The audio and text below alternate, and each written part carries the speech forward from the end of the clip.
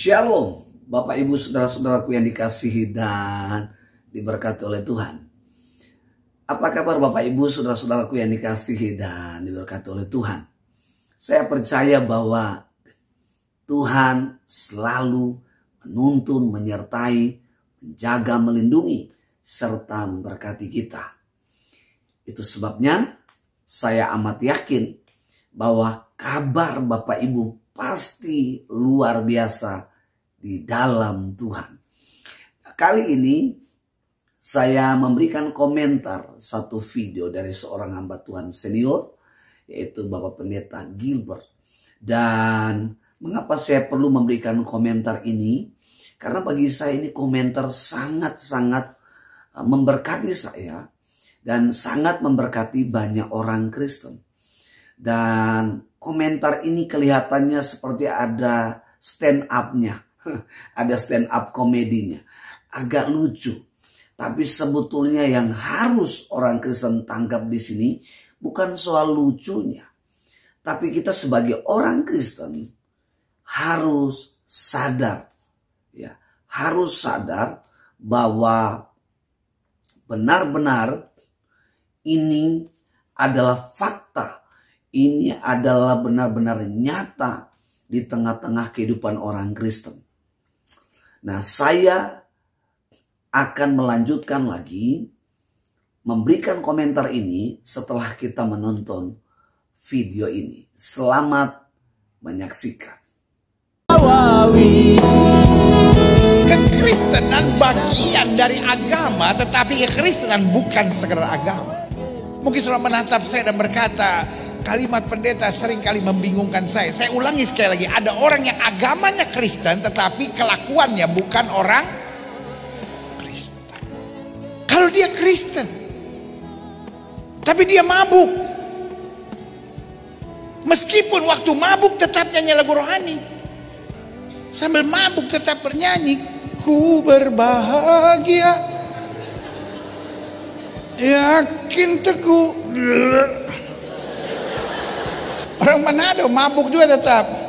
Firman-Mu Tuhan tiada berubah, seancur begini kita hati.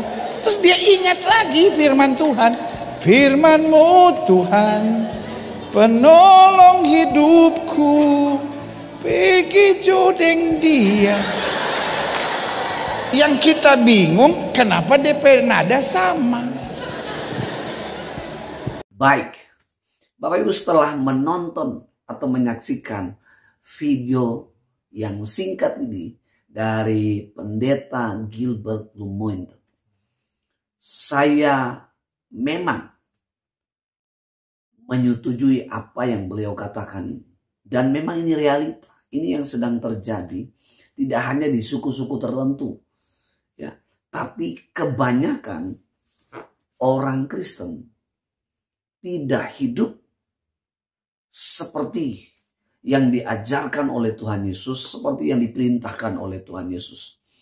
Dan saya yakin bahwa ini tidak hanya terjadi di zaman kita sekarang, di zaman di mana Tuhan Yesus akan datang yang kedua kalinya untuk menjemput orang-orang percaya, mengangkat orang-orang percaya dari bumi yang jahat ini. Nah, pada zaman Tuhan Yesus juga sebetulnya ini juga sedang terjadi. Dan kelihatannya rohani banget, tetapi sebetulnya itu hanya kulitnya.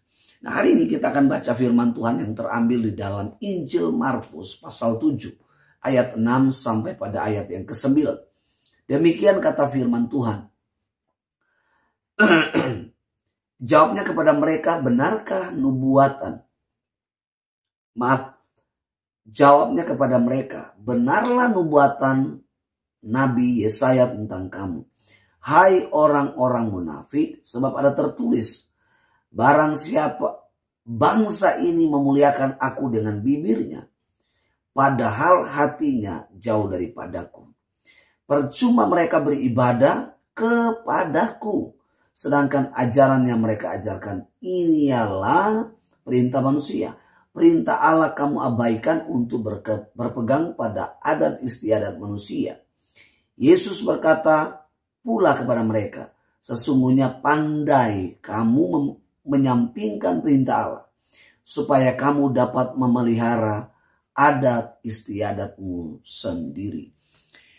Ini adalah jawaban Tuhan Yesus kepada ahli Taurat dan orang Farisi yang mempertanyakan tentang murid Tuhan Yesus. Ya, yaitu mengapa murid Tuhan Yesus tidak hidup atau mengikuti adat istiadat orang Yahudi. Saya tidak tahu adat istiadat orang Yahudi apakah mereka juga suka mabuk, tapi saya yakin ada. Karena Nuh, di zaman Nuh, dan itu terjadi pada diri Nuh sendiri. Nuh yang membuat anggur dan Nuh juga sendiri mabuk. Nah, saya kembali kepada komentar saya pada video ini. Ya. Di banyak daerah orang Kristen kelihatan memang Kristen, kelihatannya rohani, mereka beribadah, mereka terlibat di dalam persekutuan komunitas sel. Tetapi pola kehidupan kekristenan itu sesungguhnya tidak ada dalam kehidupan orang Kristen. Artinya mereka memang hanya orang Kristen. Tetapi pola cara hidup orang Kristen bukan seperti yang Tuhan Yesus ajarkan. Melainkan dari dunia dan adat istiadat. Saya melihat di satu gereja pernah membuat sebuah acara untuk meramaikan sebuah momen. Dan itu dibuat dalam gereja. Itu goyang balenggang patah-patah, poco-poco. Ada beberapa anggota juga yang sudah mabuk. Saya juga pernah melihat ada acara Paskah. Kita tahu bahwa acara Paskah adalah acara yang sangat-sangat dinantikan oleh orang-orang percaya. Bukan sekedar memperingati, dan ini memang terjadi dalam sejarah orang Kristen. Terjadi dalam sejarah kekristenan di mana Yesus mati menggenapi segala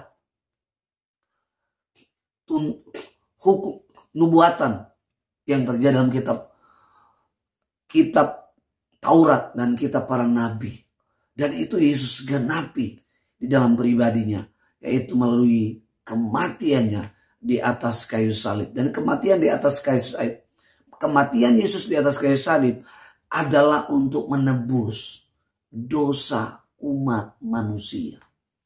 Tapi amat disayangkan, orang-orang yang disalibkan juga mereka membuat sebuah adegan yang sebetulnya ini hanya lucu.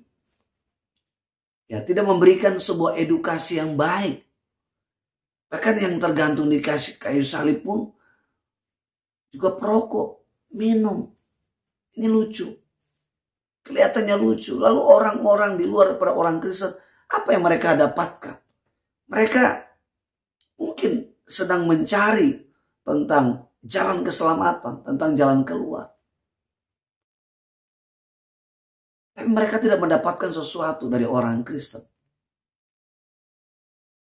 Ayat firman Tuhan yang sudah kita bacakan di dalam Injil Markus 7 ayat 6 sampai 9. Bahwa tidak menjamin orang Kristen yang masuk ibadah, suka bernyanyi, memuliakan, bahkan berdoa di ibadah keluarga, di ibadah kolom, di ibadah komunitas sel, tidak menjamin bahwa hati mereka itu dekat dengan Tuhan. Membuktikan bahwa mereka itu hati mereka dekat dengan Tuhan. Mereka tidak sekedar hadir, tetapi itu bisa terlihat dari pola kehidupan sehari-hari. Bapak Ibu bisa melihat. Ya. Dia benar-benar mempertahankan, dia benar-benar berpegang kepada perintah Tuhan. Dia benar-benar sungguh-sungguh mengikuti, melakukan perintah Tuhan ini. Hidupnya benar-benar taat pada firman Tuhan. Hidupnya benar-benar bergantung pada firman. Itu yang harus Bapak Ibu tahu. Yang Bapak Ibu harus kenali. Ada banyak orang Kristen di lingkungan saya. Mereka Kristen. Tapi kehidupan mereka adalah kehidupan yang tidak mencerminkan sebagai orang Kristen. Bukan hanya mabuk, bukan hanya perselingkuhan, bukan hanya perceraian. Perpecahan, pertikaian, perselisihan, itu banyak terjadi. Satu kali saya melihat orang Kristen seperti ini. Kalau orang yang tidak hidup sungguh-sungguh dalam Tuhan, mereka bisa tawar hati untuk menjadi pengikut Tuhan. Kenapa? Atau mungkin orang-orang yang bukan dari Kristen yang bertobat masuk Kristen, ketika melihat kehidupan orang Kristen seperti ini, mereka bisa kembali kepada keyakinan yang lama. Kenapa? Karena perbuatan orang Kristen sendiri itu mengusir orang yang di luar daripada Kristen yang sudah menjadi percaya. Tetapi ada sebagian besar juga mereka bertahan, mereka tak berpegang kepada Tuhan. Karena mereka yakin di balik semua ini ada kemuliaan Tuhan yang akan dinyatakan jauh lebih besar dari apapun. Dan saudara-saudaraku yang dikasihi dan diberkati oleh Tuhan, sebagai hamba Allah, sebagai hamba Tuhan, saya mau ingatkan kepada orang Kristen. Kalau ada hamba-hamba Tuhan yang menegur saudara, hidupmu tidak tertib, hidupmu tidak benar, jangan engkau mengeraskan hati. Karena mereka adalah orang-orang yang ditentukan dipilih Tuhan. Sekalipun mereka punya keterbatasan, punya kekurangan. Tetapi ingat, Allah memilih mereka. Dan di dalam mereka ada kuasa Tuhan, ada urapan Tuhan. Yang harus, yang kamu lakukan, yang kita lakukan, yang orang Kristen lakukan. Ketika dinasihati, ketika ditegur, ketika diajak. Harus ada respon. Dan mau untuk merendahkan diri, berubah, bertobat, dan rindu untuk datang kepada Tuhan, dan rindu untuk melakukan. Itu yang harus orang Kristen lakukan, untuk mengevaluasi diri, bukan membuat satu pembenaran diri sendiri. Orang yang melakukan pembenaran diri sendiri, membela diri sendiri, saya yakin orang ini benar-benar cinta akan dunia. Orang ini adalah orang yang tidak cinta pada perintah Tuhan, pada firman Tuhan, tapi orang ini hanya membungkus dirinya dengan baju Kristen, dengan status Kristen, dengan status gerejawi. Tetapi sesungguhnya hatinya adalah milik setan. Hatinya, hidupnya milik setan. Dan hidup yang dia bangun adalah pola setan. Saya mengajak saudara lewat cuplikan video ini, mari bertobat dan beri dirimu kepada Tuhan dengan sungguh-sungguh. Supaya hidupmu adalah hidupmu yang memuliakan. Hidupmu adalah hidup yang menyenangkan hati Tuhan. Sekian firman Tuhan dari saya. Tuhan Yesus memberkati. Shalom.